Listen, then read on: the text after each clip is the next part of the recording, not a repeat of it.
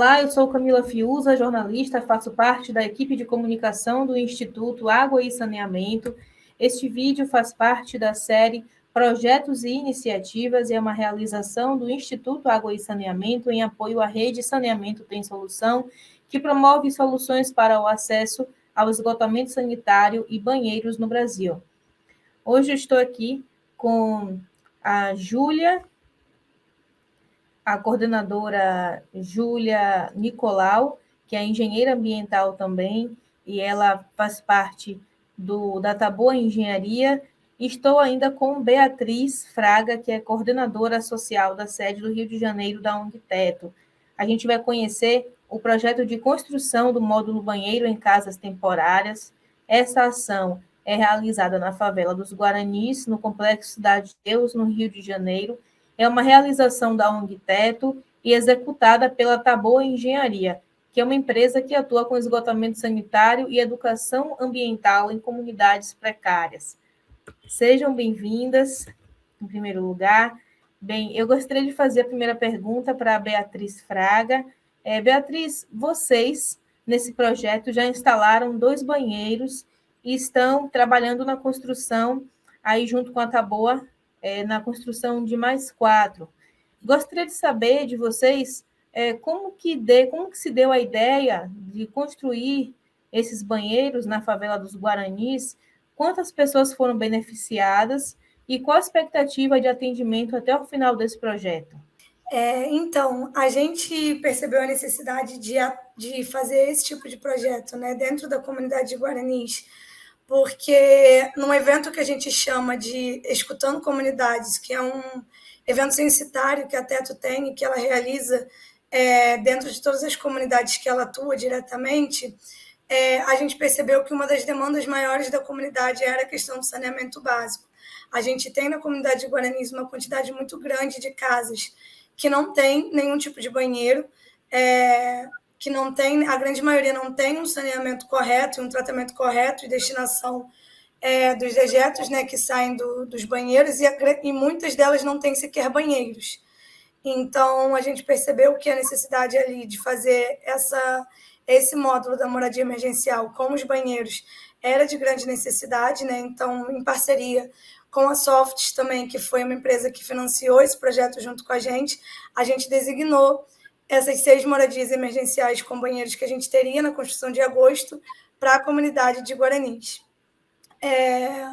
E aí a gente tem hoje, sendo diretamente beneficiado por esse projeto, a gente tem em torno de 10 moradores, que são as pessoas que moram efetivamente dentro dessas casas, e indiretamente a gente entende que tem toda a rede que eles, né, que transitam pela casa deles, então parentes, amigos que acabam sempre frequentando. Dentro disso a gente estima mais ou menos 3, 4 pessoas por moradia, então a gente tem ali em torno de 20, 24 pessoas sendo indiretamente beneficiadas pela construção desses banheiros. E aí a gente tem, né, já terminamos 2, estamos em vias de terminar o 3º nesse final de semana, e até dezembro a gente vai terminar os 6 banheiros que estão dentro do escopo dessa construção, né, junto da Taboa. Seja bem-vinda também, Júlia. Gostaria muito que você contasse para a gente qual foi o sistema utilizado nesse projeto e o que foi levado em consideração para essa escolha. Então, lá na favela dos Guaranis, a gente fez o sistema de tratamento, o sistema de esgotamento das casas, e a gente também fez a instalação dos sistemas de tratamento para esse esgoto. Lá a gente fez rede unifamiliar, na verdade o tratamento é individualizado, e a gente escolheu o reator chamado BioET, que é um reator ultracompacto produzido aqui no Brasil por essa empresa, com o mesmo nome, que faz o tratamento do esgoto domiciliar com uma alta taxa de redução da carga orgânica. Então, lá foi interessante usar essa tecnologia, porque a gente tinha muito pouco espaço para executar os projetos e entregar uma água de qualidade para retornar ao solo ou para seguir até algum corpo hídrico próximo, porque já existem algumas redes que estão sendo instaladas no entorno.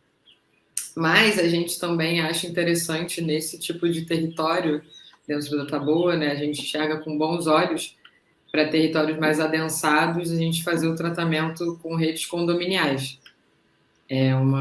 Também é uma forma da gente coletar esse esgoto que a gente vem estudando na Taboa para poder implementar em regiões que são mais adensadas, mas que o diferencial do tratamento da coleta pela rede condominial é a gente ter uma aproximação maior com a comunidade, poder fazer um projeto que é mais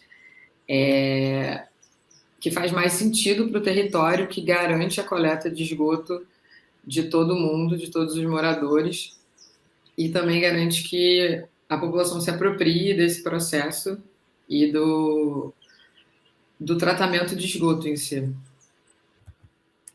Beatriz, gostaria que você contasse para a gente quais são os custos para implementar um projeto como este, quais são os desafios, quem que faz a gestão, se são os próprios moradores ou se há uma equipe técnica própria para fazer a gestão desse projeto.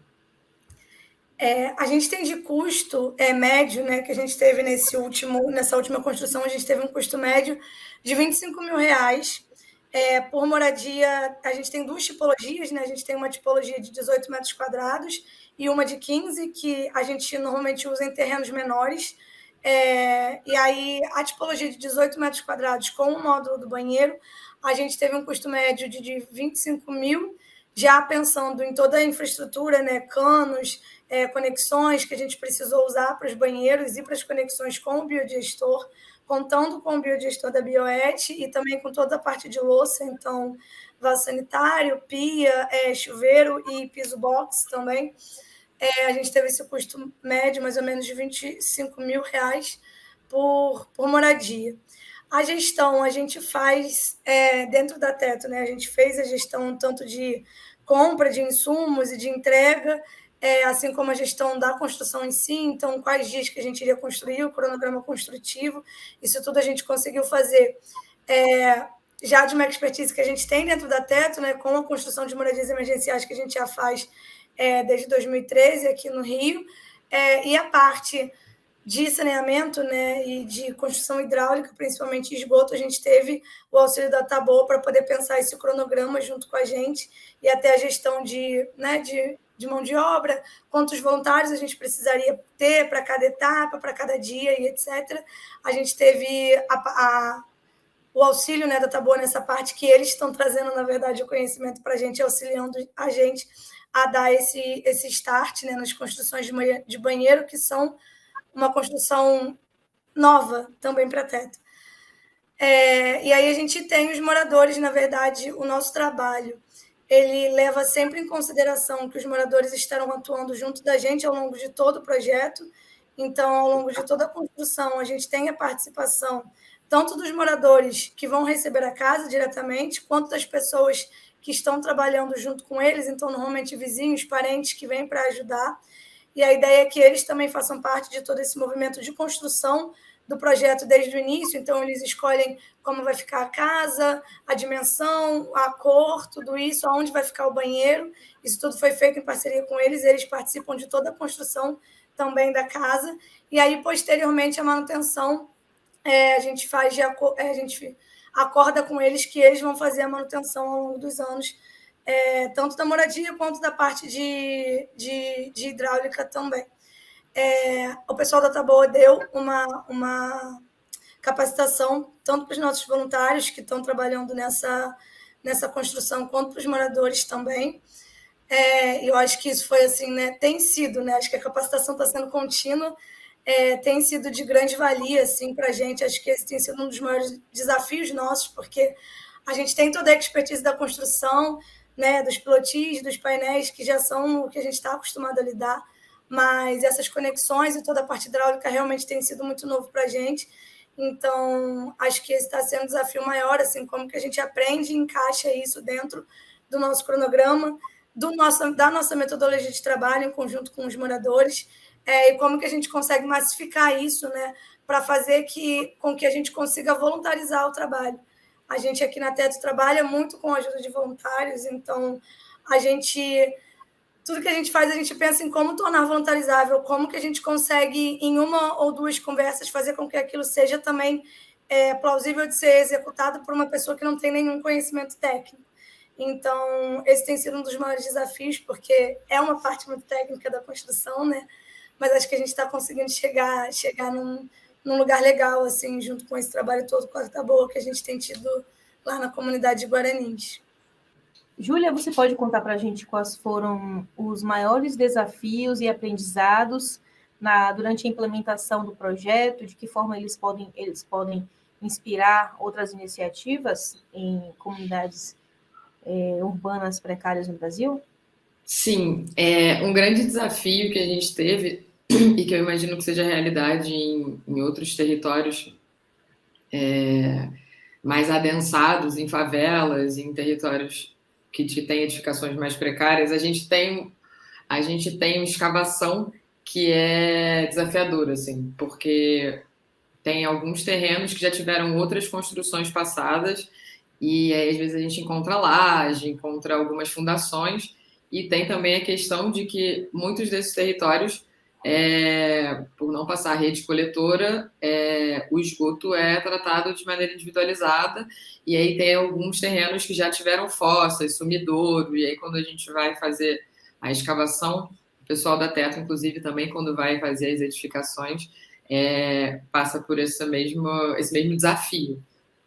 E aí uma solução que a gente consegue também fazer no saneamento para passar por isso, muitas vezes a gente faz sistemas mais elevados, quando a gente tem essa possibilidade. No caso das casas pré-fabricadas do Teto, a gente teve essa possibilidade, porque elas são construídas em pilotis. Então, elas ficam a uns 30, 40 centímetros acima do solo, varia, depende de cada casa, mas aí a gente consegue fazer as instalações sanitárias um pouco mais altas, e aí o reator, o sistema que vai tratar, caso a gente não vá encaminhar para uma rede coletiva, ele consegue ficar mais alto também.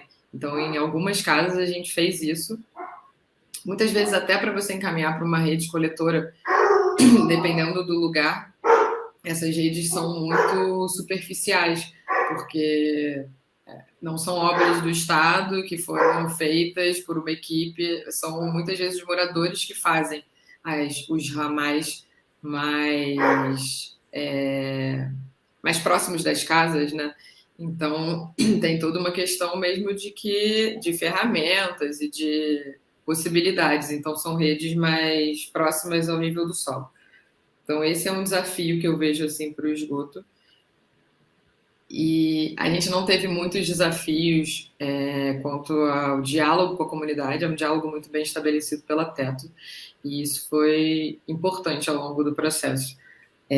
Os moradores já conhecem a ONG, vários já receberam casas, os que teve um trabalho de reconhecimento e de conversa com as pessoas que iriam receber esse protótipo de banheiro antes da Taboa chegar. Então, quando a gente chegou, a gente já sabia quais eram as pessoas que estavam dispostas e animadas com essa segunda construção da Teto, que iam receber o módulo banheiro. De aprendizados, eu acho que esse primeiro momento dessa parceria deixou um grande aprendizado sobre a gente pensar o esgoto desde o início do projeto, né? Então, assim, qualquer que seja o projeto, no nosso caso aqui, esse projeto das casas temporárias da Teto.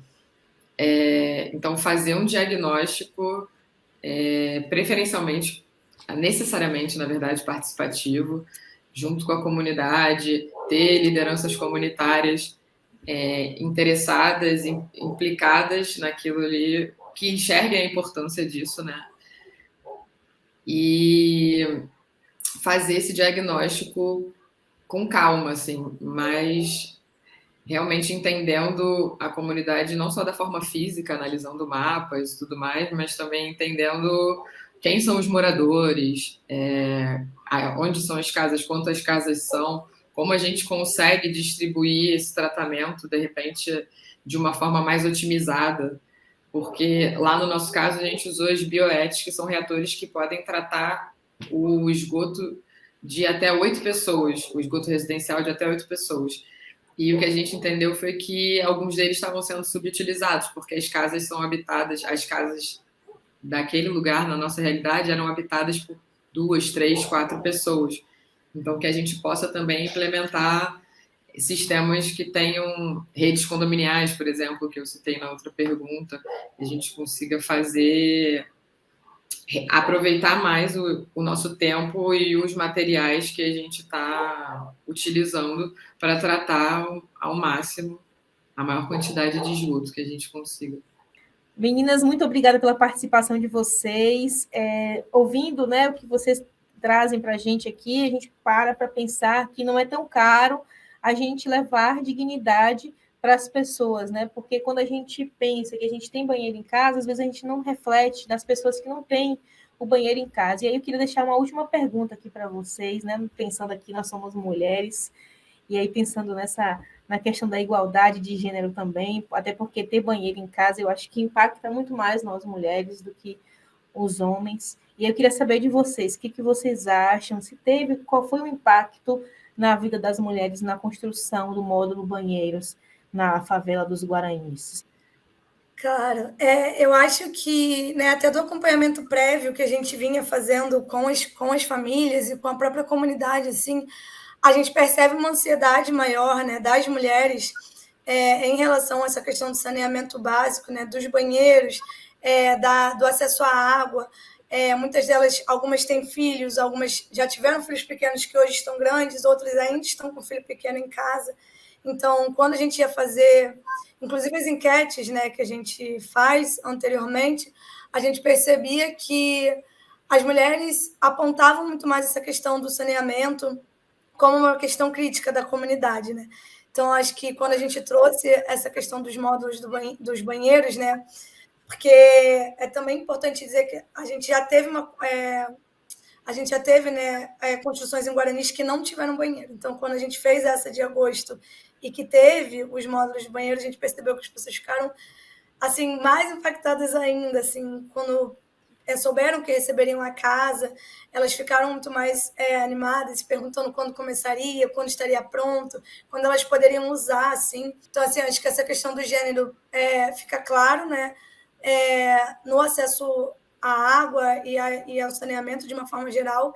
Eu acho que, assim, na Teto, a gente tem essa questão do feminino como potência muito grande, porque nas nossas construções a gente tem muitas voluntárias mulheres, muitas lideranças femininas nas comunidades, então a gente sempre percebe isso de uma forma assim muito forte, o quanto as mulheres estão sempre na frente, né, dessa luta. Nossa, e nós estamos conversando com duas mulheres também, né? Potências femininas. A gente só tem a agradecer assim, que vocês tenham tido a vontade de falar um pouco sobre o nosso projeto também, dentro da rede, porque eu acho que esse é um dos pilares do que a gente faz, assim, poder visibilizar e mostrar que é possível, né? Tratar esgoto e dar dignidade para as pessoas, levar água até em casa, para as pessoas não precisarem trazer no balde, para que elas não tenham que lidar com doenças que são facilmente resolvidas por conta de contato direto com o esgoto. Então, acho que falar sobre isso, pautar saneamento é muito importante. Você que nos assiste, não esqueça de se inscrever em nosso canal e também ativar as notificações clicando no sininho. Este vídeo faz parte de uma playlist que traz projetos e iniciativas que promovem o saneamento básico em áreas rurais, isoladas, ocupações urbanas precárias e o acesso a banheiros e bebedouros públicos. Compartilhe este vídeo e ajude a inspirar mais ações como essa que você acabou de assistir. Até breve.